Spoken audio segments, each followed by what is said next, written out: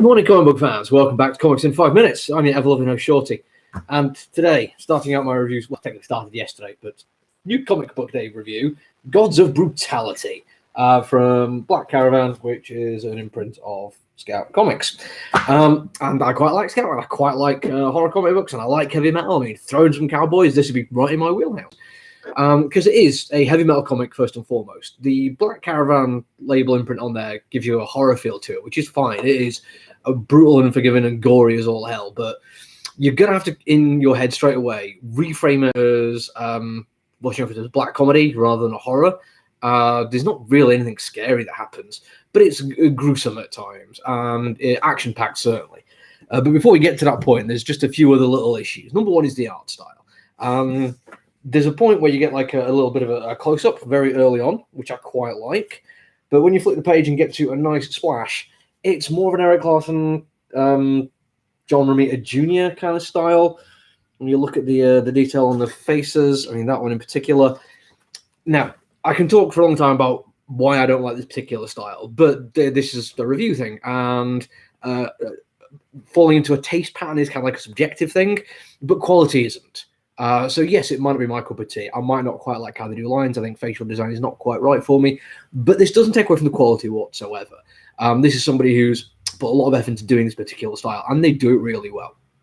It's absolutely really good for action sequences, and it's actually really good at the human form kind of work. There's a fight between Hercules, Thor, and the main character here fighting demons later on, and that is really, really cool. I'm not going to show you all the individual artwork from it, but there's a lot of really, really good stuff there where they use this kind of art style to show form in motion really effectively, and it's like sinuous and ultra violent. Is absolutely brilliant, but just not my particular cup of tea.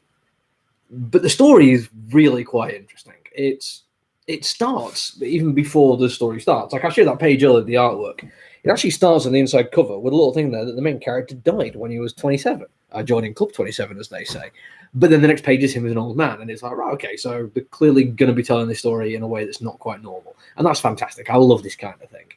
And it is him as a much older man retiring, doing an interview before after his last ever gig with a music journo who's basically not really a fan of his, and you get the story of what happened. Now, what's kind of nice is this character, this god of brutality, has told people in the past that when he died, he went to hell and fought his way back with Odin and Hercules, and apparently his now ex-wife as well, and just used it as a music gimmick kind of thing. And everyone kind of wrote it off as just being a music gimmick thing, but for him, it's actually real.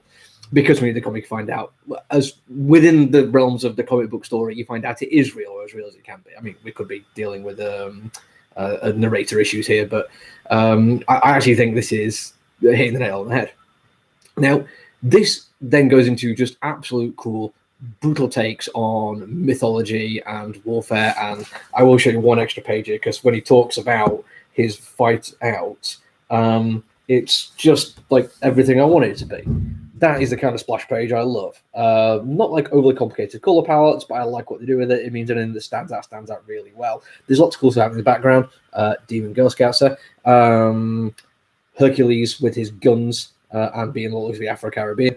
A horn helmet on Thor, which is, a little bit of a pain there. But I mean, also 50 cal machine guns on the front of the ship. So, they're just having an awful lot of fun with it. And that's what I wanted from it. It's also quite funny, not at the expense of heavy metal. It's more just like having a lot of fun with the idea of what demons get up to, and there's quite a lot of kind of like overtly sexual humor, but none of it is like really offensive. There's actually some quite nice moments where the main character is mistaken for a girl because he has long hair, but then they just ignore the fact that he's massive and hairy. And it just feels like it's a slight dig at people who don't take trans people seriously, including the name of the demon. I can't remember off the top of my head, but it is like a little bit of a dig at that. So there's lots of cool stuff in there. The only problem is it takes so long to get going because they're setting it all up. Now, in the back matter, the writers actually do say it's like the most boring issue of this we're ever going to read, which made me think, would I prefer it if they told the story from start to action and then dropped in exposition as it's going along? Or would that mean I've constantly been taken out of the action by the exposition being part of the story? is it better to kind of sell it a little bit short to begin with the promise of something better to come? Now, I can't answer that one because I've got to read the rest of it, and I won't know if it had gone the other way because that is just an idea in my head. But I think it's got promise. It is a lot of fun. It's funny as hell. The violence is brilliantly done, and there's some great set pieces. I think it's got a lot of promise. I just hope that it lives up to that promise, and actually, this is the most boring issue. But either way, it's a lot of fun. That's it for me today. I'm going to come back tomorrow with some extra review. Until then, look after each other, everyone. Stay safe. Bye.